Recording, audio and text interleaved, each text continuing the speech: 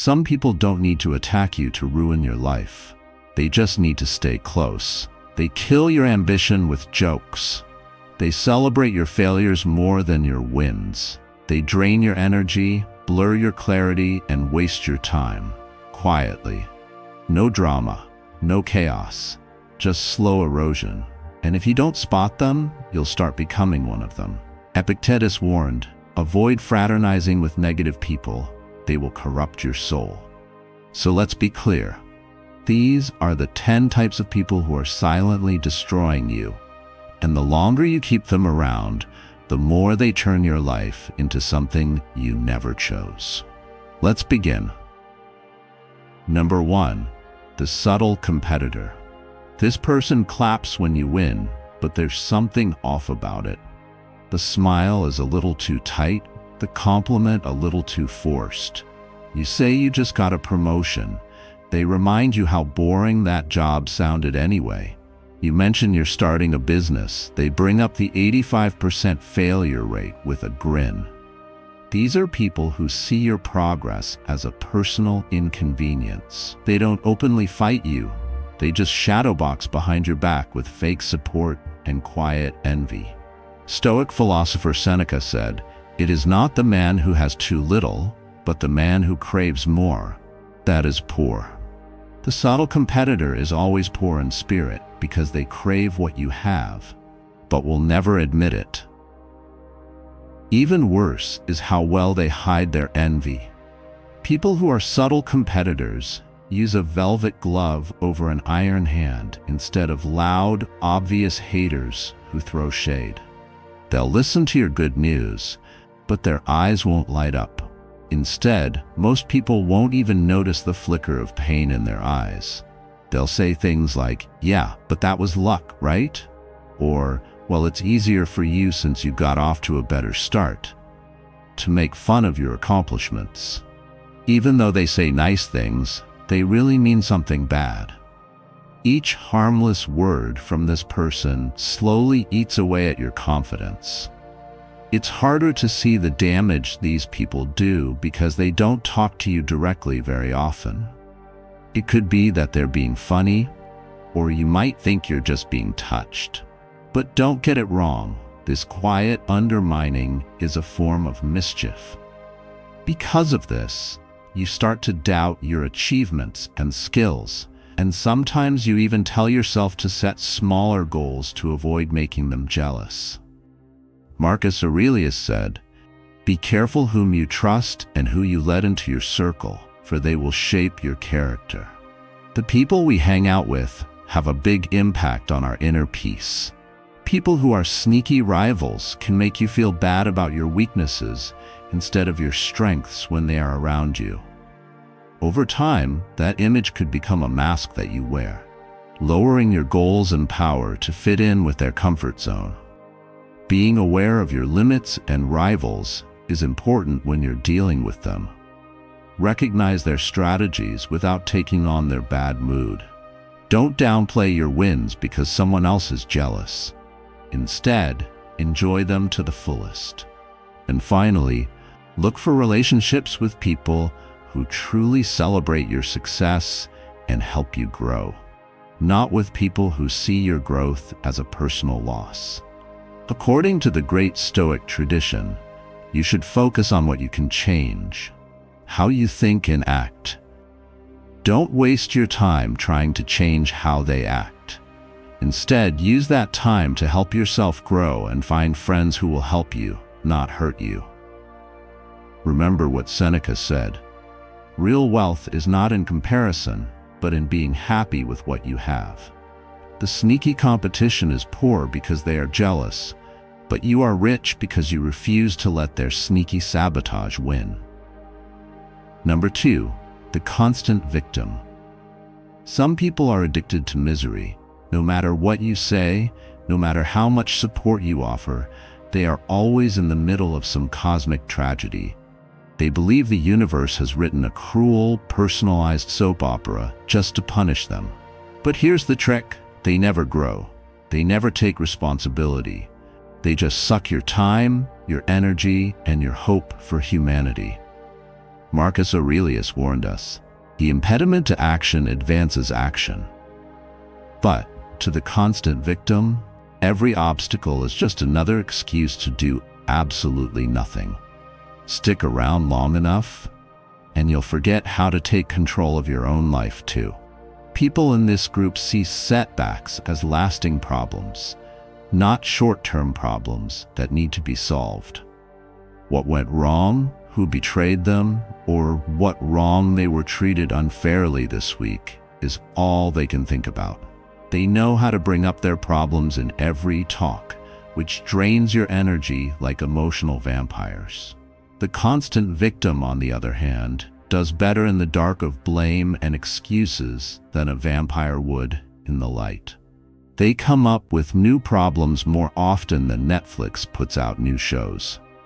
They're always on the same episode of Misery Chronicles, no matter how much you try to help or cheer them up. That they are negative and easy to spread is what makes them dangerous. When you spend too much time with someone who is always the victim, your mind starts to expect to lose. It takes away your drive and makes you question yourself. Life starts to seem unfair. You start to think that progress is a cruel joke and that your efforts are for nothing. Thoughts like these are a prison, not the truth. Epictetus said that we can only control how we react to things that happen to us, not what happens to us. But the victim refuses to learn this lesson.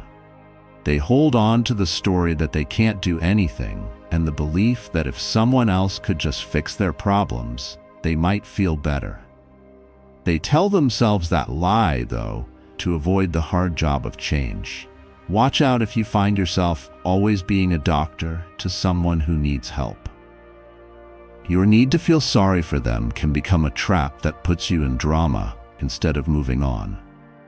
Marcus Aurelius showed that real strength comes from seeing problems as chances to do something. You get it when you own your power and don't give it up. Place clear limits around yourself and hang out with people who value progress over pity to keep the peace. Number 3, the Gossip Goblin. This person arrives with juicy stories and leaves you feeling dirty. They know everything about everyone, and they're happy to share it with you. Unasked, unfiltered, and usually with a dramatic flair. But here's the rule. If they talk to you about others, they talk about you to others. Always. Gossip is like spiritual fast food. Quick, addictive, and guaranteed to give you emotional indigestion. Seneca warned, "Associate with those who will make a better man of you." Gossip goblins do the opposite. They lower your standards, and before you know it, your conversations sound like trash TV reruns. It's easy for gossip to look like harmless chatter or just keeping you informed, but it's really just cheap emotional currency. Listening to the chatter goblin means letting them play out scenes of drama, suspicion, and bad things in your mind. You start to think about the latest crime or betrayal instead of your own goals and growth. Even worse, you start to see the world as a stage full of bad guys and enemies instead of friends and chances. This harmful way of thinking spreads like wildfire and changes the way you see relationships, trust, and even yourself. Marcus Aurelius said, "The things you think about determine the quality of your mind." This shows how important it is to be in charge of what you let into your mind. The chatter goblin makes you think about betrayal, small-mindedness, and fear by playing back stories about them over and over again. When you're full of chatter, you can't think clearly or find peace. Also, gossip can hurt you in two ways.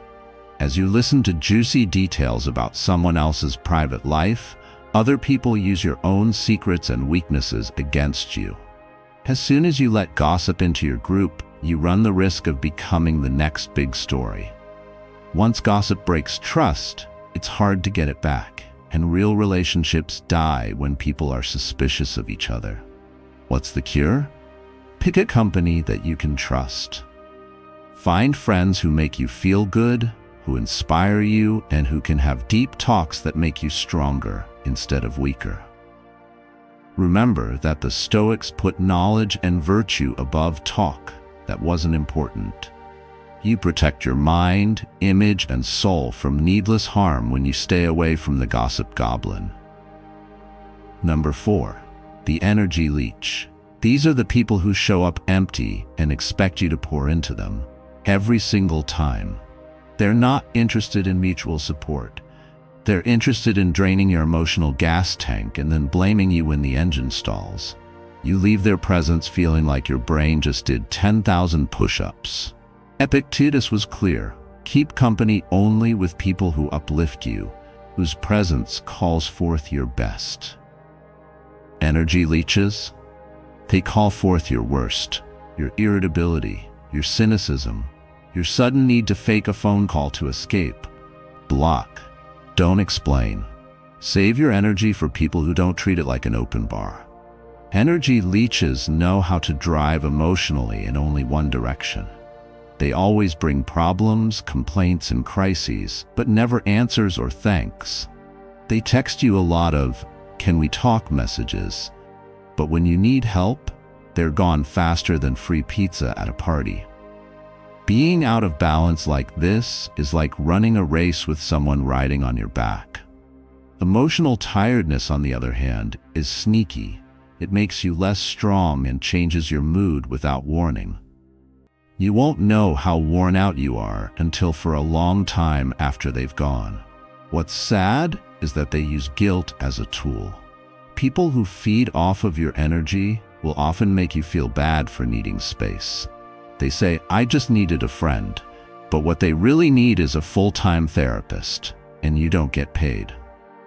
The Stoics teach us how important it is to keep our inner strength safe. Alexander the Great wrote, "Don't waste time arguing about what a good man should be. Be one." To be good to yourself, you need to know when to leave people who are making you feel bad. You don't have to carry around everyone else's mental baggage. Your understanding is a gift, not something you can always use. You borrow against your own health when you keep giving to someone who keeps taking without giving back.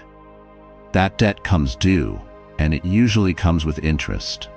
Setting firm limits is the best way to protect yourself. This can be done with a polite no, a timed answer, or even a full block if needed. Be careful with your energy like it's the only water bottle in the desert, because it really could be that. It's good to be around emotionally rich people, because just being around them will recharge you. People who help others and get help in return. These are the kinds of friendships that last. Those are the ones you should fight for, my friend. Number 5. The Master Manipulator. These ones are dangerous. They don't shout, they whisper. They don't demand, they suggest. They'll make you feel guilty for having boundaries and crazy for catching them lying. They twist facts, reframe arguments, and gaslight you into questioning your own memory. But the Stoics were onto this thousands of years ago. Marcus Aurelius wrote, "If it's not right, don't do it. If it's not true, don't say it." Manipulators live outside this principle. They bend reality until you're tangled in it like a fly in a web. Your best move? Recognize the web and cut yourself out of it fast. Psychopaths are like emotional dancers. Their tricks are sneaky and complex. They don't yell or act out in dramatic ways. Instead, they use subtle lies and carefully place questions to make you feel confused. They will question what you remember, make you say sorry for things you didn't do, and use your real worries as evidence against you. It happens slowly and sneakily, making you wonder if you're crazy. Epictetus said, "Don't be upset by things, but by your judgment of things." This means that other people can change how you see things. That judgment is taken over by the deceiver and used against you. One of the worst things about manipulators is that they use your sympathy against them. They know how to make you feel bad for being kind. They make setting limits feel like treason, and being honest feel like being hostile. You may get hints that they are lying, but their charm and care are so good that it's hard to see the whole picture. This mental tug-of-war goes on all the time and makes you feel mentally and physically worn out. To avoid being manipulated, you need to be clear and keep your distance. Be like the rock that the waves keep crashing over, said Marcus Aurelius. It stands strong and calms the chaos around it. Do not let yourself get caught up in the mental storms they cause. Don't play their game when you see the signs, like confusion, guilt, or self-doubt. Don't let their words fool you. Trust your mind and gut. It's often hardest to just leave the web once you see it for what it is. Cut ties before the web turns into your cage to protect your mind and peace. Remember that the only way to be truly strong is to hold on to your truth, your sense of reality, and your peace of mind, no matter how hard someone tries to change them. Also, you're not crazy or alone. If you've ever felt like you were stuck in a manipulator's game, you have the power to get away. Number 6, the dream crusher. You finally get the courage to speak your dream out loud, start a business, move abroad, write a book, and they look at you like you just announced you're running for Space Emperor. That's cute, they say, but you know that hardly ever works out, right? These people are allergic to ambition. Your vision threatens their laziness. Seneca said, "It is not because things are difficult that we do not dare. It is because we do not dare that they are difficult." Dream crushers never dared, and now their favorite pastime is planting seeds of fear in everyone who does. Keep your dreams safe. Share them with builders, not bulldozers. People who crush dreams are emotional jerks who have a PhD in negativity.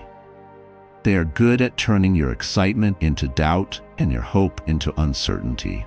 They don't cheer you on. Instead, they put cold water on your fire and then blame you for getting burned. Their favorite words?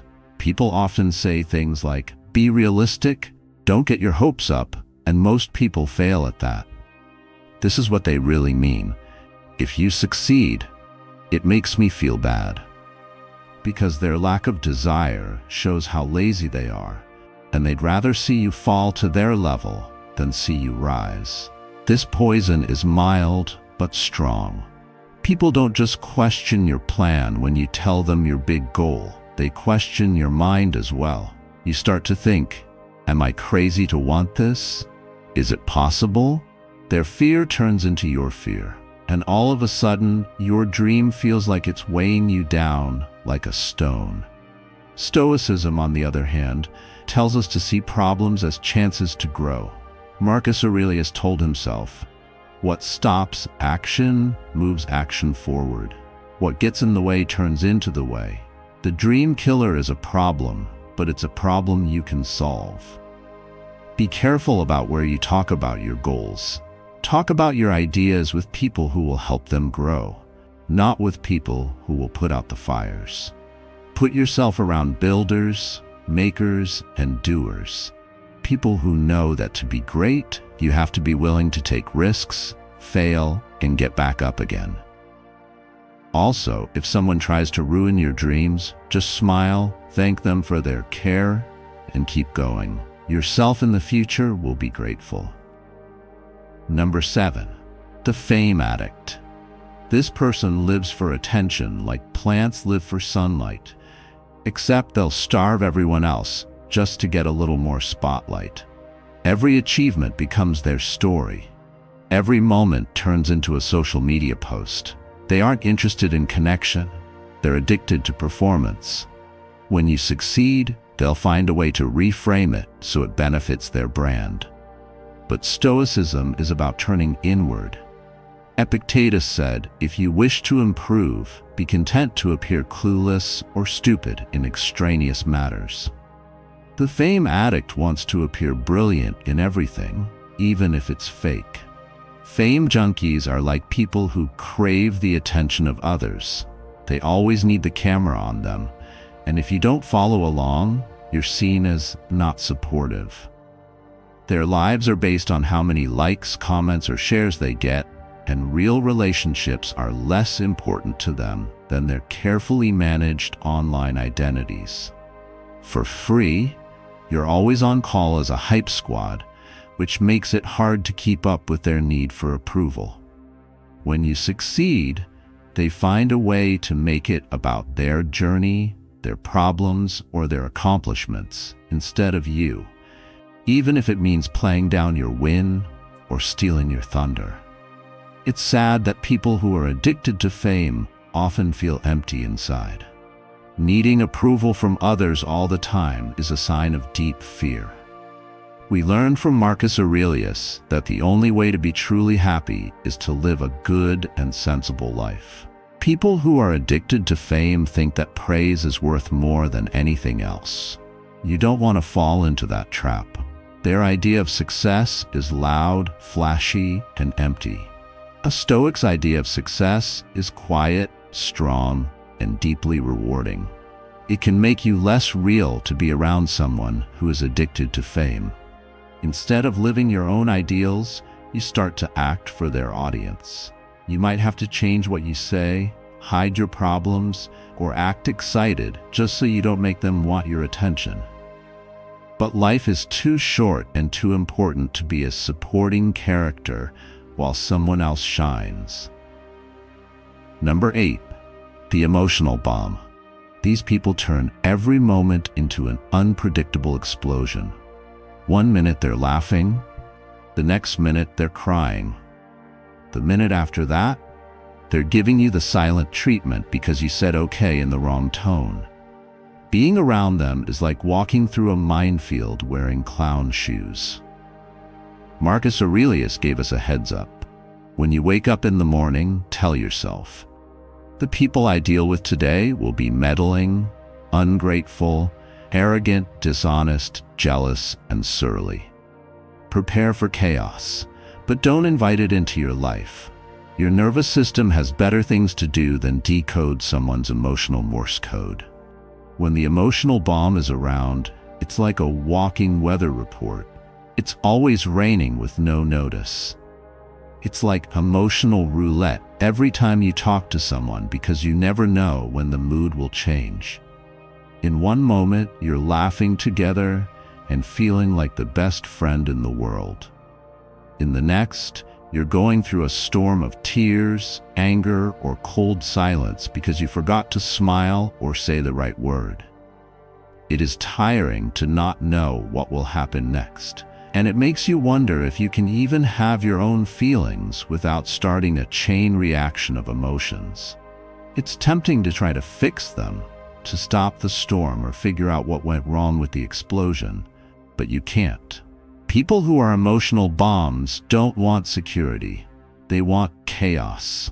And the more you try to calm them down like a fire that keeps starting, the more they get angry. This mess of emotions takes away your peace of mind, and soon you can't focus on your growth or goals because your mind is too busy sorting through your emotions. Peace is a sign of knowledge. As Seneca said, if you want to get better, be happy to look clueless or stupid in unimportant things. The emotional bomb, on the other hand, makes you constantly alert and emotionally hard at work, turning your life into a crazy soap play. Your time and energy are valuable. Don't let mood swings drain them. Clear lines are the best way to keep people safe. Know when the emotional bomb is going off about them and not about you. Don't let their feelings affect you, and don't blame yourself for how they're feeling. You don't have to carry this weight. To keep your sanity, you may need to take a step back or limit your touch. It's not what happens to you, but how you react to it that matters. Epictetus said, "You decide how to respond. Pick peace, calm, and yourself." Number 9, the fake supporter. This one is especially nasty because they wear the costume of a friend. They clap for you, sure, but only when you're losing. When you start winning, they vanish. Or worse, They downplay your success. Suddenly they're busy. Suddenly they're going through stuff. But you know what they're really going through? A meltdown because you broke the unspoken rule. You weren't supposed to outgrow them. Epictetus would laugh and say, "You are not responsible for making others comfortable with your growth." Real supporters get louder when you shine. Fake ones get silent. Pay attention to the noise or the lack of it. When it's dark, fake fans follow you around. But when the sun comes out, they're gone. It doesn't bother them if you stumble, struggle, or even fail. It keeps you in their control and makes you dependable. They pull away when you break free, follow your dreams, or win a lot of money. Their quiet isn't a mistake. It's a way for them to protect their fragile ego. They might even sneak in a small jab while saying something like, "Don't get too ahead of yourself." Or "Remember where you came from." It means, "Don't leave me behind." Because it is hidden in friendly words, this kind of betrayal can hurt more than open hostility. You might listen to conversations again and again, thinking if you got something wrong or if you're just being overly suspicious. But the truth is that as we grow, we often have to leave some people behind. That's fine. The Stoics were very aware of this. Marcus Aurelius said, "Reject your feeling of being hurt, and the hurt goes away." You'll feel better about fake support when you understand it's not about you and is instead about their own insecurity. Around fake fans can make you lose your sense of what's right and wrong, and it can even make you doubt your own worth. When you rise, their quiet shows that they are afraid and envious of you. They are afraid of your success because it will make them face how stuck they are. They don't want to cheer you on. Instead, they try to stop you, sometimes on purpose and sometimes not. Your job is to quickly spot these energy vampires and make room for real friends who will be happy for you when you win. True friends help you rise. They don't fear your light, they enjoy it. When you surround yourself with real friends, you can't help but grow. Number 10, the never changer. They hate their job, their body, their relationship, their habits, and yet every time you talk to them, it's like a rerun of a bad TV episode that somehow never ends. They say, "This time I'm serious," and 3 months later they're still binge-watching self-help videos and blaming Mercury in retrograde. Stoicism was built on self-discipline. Epictetus said, "Don't explain your philosophy, embody it." The never changer explains everything. They've read all the quotes, saved all the memes, but when it comes to action, they're still stuck on the loading screen. You can't evolve around people who refuse to move. The person who never changes is great at using encouraging tricks. They use all the right words like transformation, alignment, inner work, and manifestation, but their life stays the same every year. They get information and growth mixed up. They think it's grinding to watch a motivating video at midnight. People get angry if you try to tell them that nothing has changed. What they say is, "I'm working on myself." Yes, but only at the rate of decline. Not only are they stuck, but they also make it seem normal, which makes them dangerous. It starts to feel normal to live that way when you're around people who never follow through, never level up, and never keep their own promises. You start to doubt your drive, your goals, and how important they are to you. You ask yourself, why rush when everyone else is happy to just float in place? But that's the catch. It was Marcus Aurelius who said, "You could end your life right now.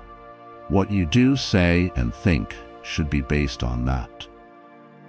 The never changer acts like there is no end to time. You can't afford to treat yourself. It shows in how lazy they are. You say to go to the gym, and they say to go tomorrow. When you talk about leaving a bad job, they tell you that nothing is ever really perfect. They always have a reason to put things off and a reason to stay where they are. At first you don't even notice it, but you start making reasons too. You go at their speed. Their uncertainty becomes the beat of your life. And just like that, you lose your speed. It ends with a long, content yawn, not a bang. Staying away from the person who never changes doesn't mean leaving people who are having a hard time. It means staying away from people who are determined to stay stuck. It's not the same thing to fall and lie down. The person who never changes isn't looking for help. They're waiting for the world to push them up. It's uncomfortable to grow.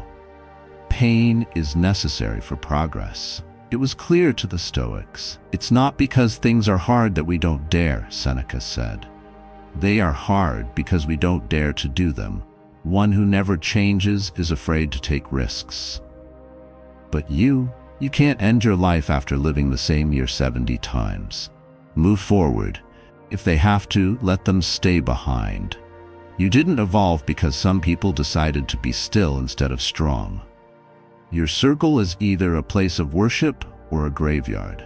You won't even realize how low you've been feeling until you wake up one day and wonder why you're stuck, tired, and bitter. That's because the wrong people are in your life. Marcus Aurelius made it clear. You control your mind, not things that happen in the outside world. Know this, and you will be strong.